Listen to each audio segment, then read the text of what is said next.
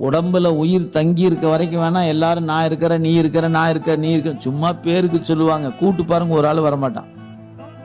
ஏதாவது ஆபத்து காலத்துல ஒரு போன் அடிங்க, ஏ மாப்பிள்ள இந்த சிக்கிக்கிண்டா கொஞ்சம் வாடான்னு கூட்டு பண்ணேன், ஏ கொஞ்சம் முன்னாடி சொல்லியிருந்தா பரவாயில்ல, நான் வேற இங்க போயிட்டேனேடா அங்க போயிட்டேனேம்மா.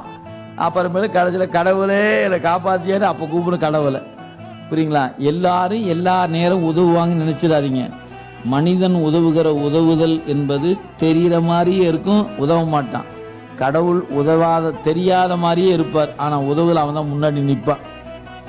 தோன்றா துணையா இருந்தனன் தன் அடியோங்களுக்கே.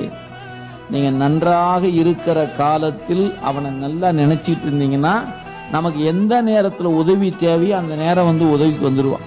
ஏன் யாரோ அனுப்பிச்சிடுவான், டே இப்போ என்னுடைய அன்பன் துன்பத்துக்கு போய் உதவி பண்ணு போன்னு அனுப்பிச்சிடுவான்.